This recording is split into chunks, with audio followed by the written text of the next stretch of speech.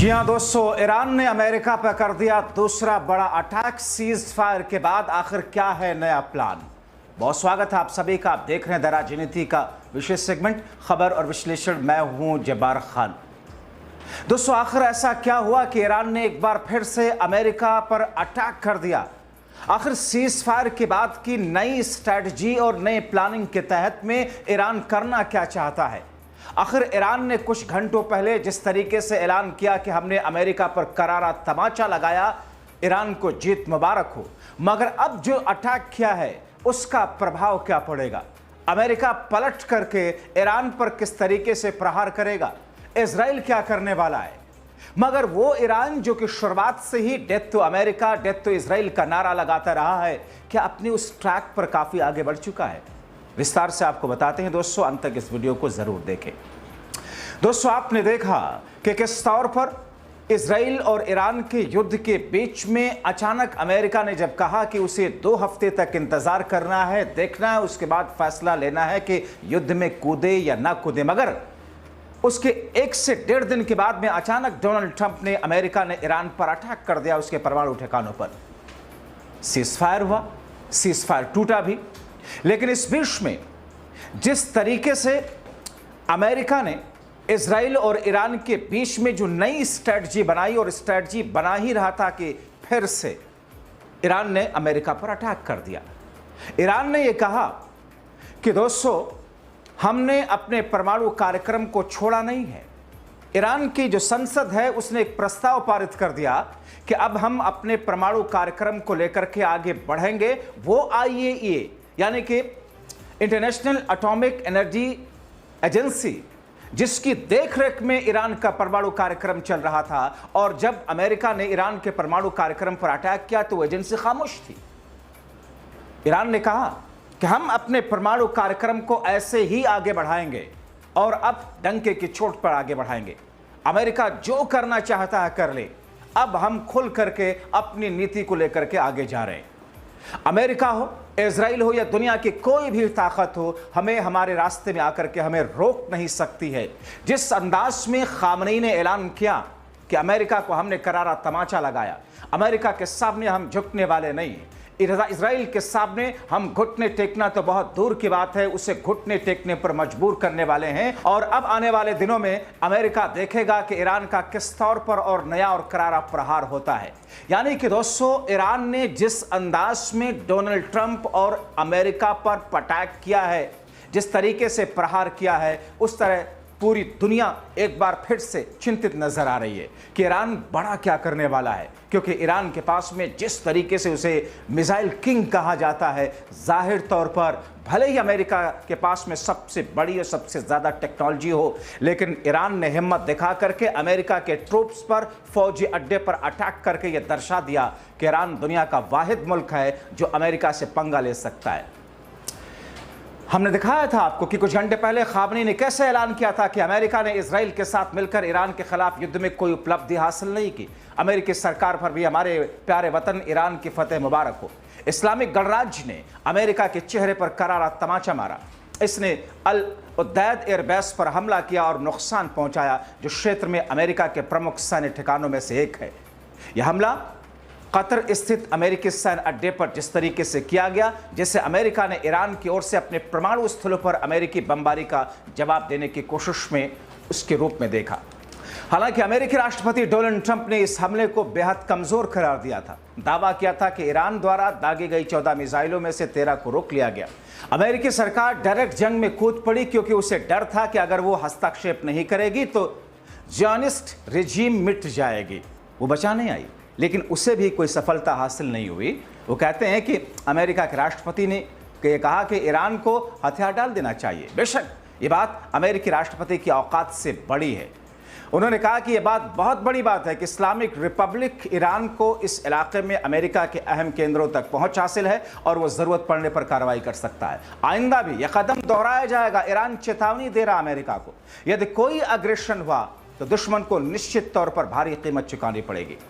और दोस्तों, बहुत सारे चाटुकार डॉगी मीडिया के या बहुत सारे ऐसे पैनलिस्ट जो सत्ता के चाटुकार हैं, उन्हें आप टीवी डिबेट में देखते होंगे, जो ईरान की शिकस्त को बता रहे होंगे, जो ईरान के परमाणु ठिकानों पर बड़े नुकसान की बात कर रहे होंगे, लेकिन शायद उन्हें पता ही नहीं, या शायद मोदी सरकार को खुश करने के लिए वो झूठ पर झूठ परोसते जा रहे हैं, क्योंकि ईरान ने तो पहले से ही जिस परमाणु केंद्रों पर, जिन जगहों पर अमेरिका ने अटैक किया था, वहां से अपने 410 किलोग्राम यूरेनियम तो ईरान ने पहले ही शिफ्ट कर दिया था।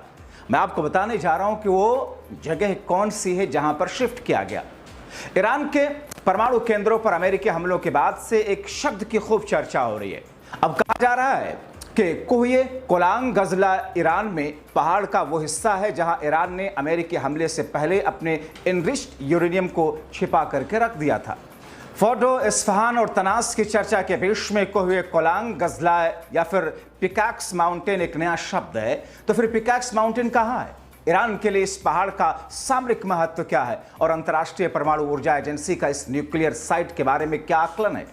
द टेलीग्राफ की एक रिपोर्ट के अनुसार जब अंतर्राष्ट्रीय परमाणु ऊर्जा एजेंसी यानी कि IAEA के महानिदेशक ने ईरान से पूछा कि पिकैक्स पर्वत के नीचे क्या हो रहा है, तो ईरान का जवाब था रूखा, तीखा और संक्षिप्त था। इससे आपको क्या लेना देना? आपको कोई लेना देना नहीं है। दोस्तों, IAEA के महानिदेशक राफेल ग्रॉसी का सवाल इस माहौल में और भी वाजिब हो गया। हाल ही में अमेरिका ने B-2 स्टील्थ जेट विमानों से ईरान के फोर्डो और तनाज स्थित न्यूक्लियर साइट पर हमला किया था। अमेरिका ने इस पर 30,000 पाउंड के बंकर बस्टिंग बम गिराए। राष्ट्रपति डोनाल्ड ट्रंप ने दावा किया था कि इस हमले ने ईरान के परमाणु कार्यक्रम को नष्ट कर दिया, लेकिन ट्रंप के इस दावे पर न सिर्फ अमेरिकी एजेंसियों ने बल्कि ईरान ने भी सवाल उठाया। ट्रंप ने दावा किया कि उसके नीचे एनरिच्ड यूरेनियम सुरक्षित है। दरअसल अमेरिकी हमलों से पहले फोर्डो न्यूक्लियर प्लांट के बाहर 16 ट्रकों की एक कतार देखी गई।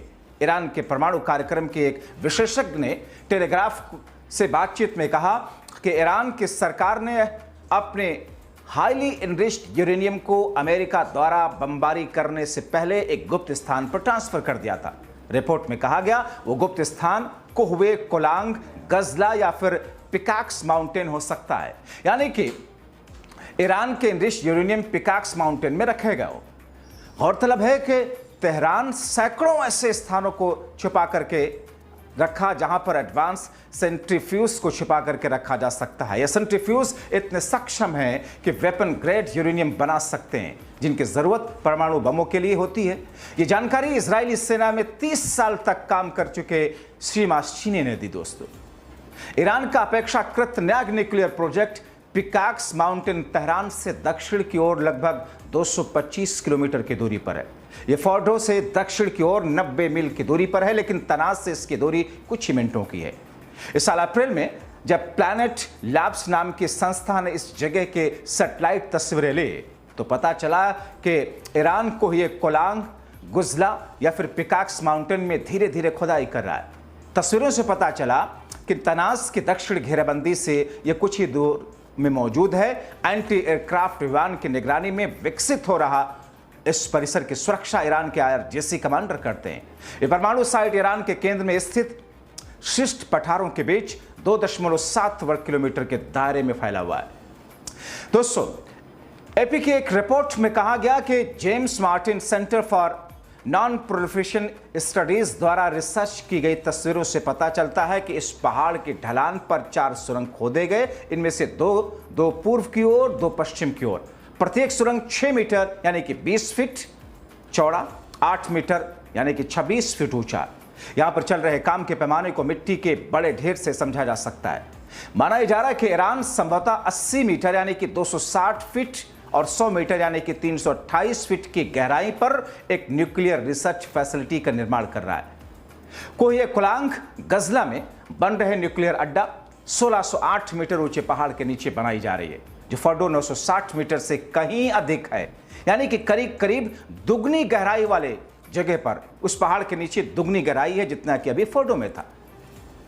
इस सुविधा को इतना गहरा बनाया गया है कि इसे अमेरिकी GBU 57 बंकर बस्टर बमों से भी नष्ट करना नामुमकिन हो सकता है। विशेषज्ञ बताते हैं कि जिस आकार का निर्माण ईरान का यहां कर रहा है, उससे ये संकेत मिलते हैं कि इस भूमिगत परमाणु केंद्र में ईरान न सिर्फ यूरेनियम को इनरिच कर सकेगा, बल्कि यहां सेंट्रीफ्यूज भी बना सकेगा। पिछले 4 वर्षों में इस परिसर का और भी विस्तार किया गया। चट्टानों के बीच में मौजूद होने की वजह से इस परमाणु केंद्र को और भी मजबूत और गुप्त सुरक्षित माना गया। आपको बताएं कि IAEA के महानिदेशक राफेल ग्रोसी ने अप्रैल में कहा था कि चूंकि ये स्पष्ट है कि एक ऐसी जगह है जहां कार्यक्रम से संबंधित कई महत्वपूर्ण गतिविधियां हो रही हैं, इसलिए हम इनसे पूछ रहे हैं ये किस लिए है, और वे हमसे कह रहे हैं आपका काम है ही नहीं।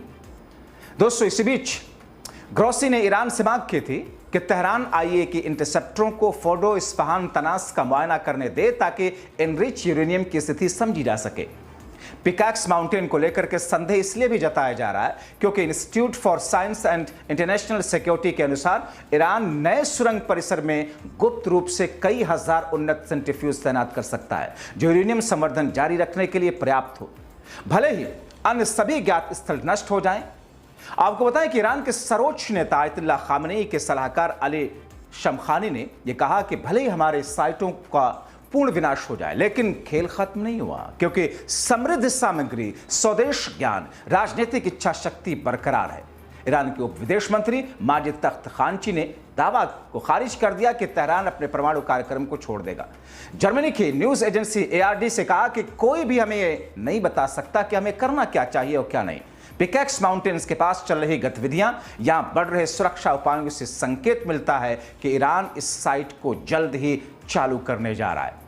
जाहिर तौर पर ये सारी स्थितियां ये बताती हैं कि ईरान ने शुरुआत से जब इस्लामिक क्रांति का नारा उसने दिया था 1979 में, death to America, death to Israel की बात की थी, और अब इस जंग के बाद ईरान खुल करके सामने आ गया और दोबारा से ईरान ने अमेरिका पर, डोनाल्ड ट्रंप पर ऐसा प्रहार किया, ऐसा अटैक किया जिससे ट्रंप बौखलाए। आप क्या सोचते हैं? अपनी राय कमेंट बॉक्स में जरूर लिखें। अभी के लिए इतना ही, बहुत शुक्रिया।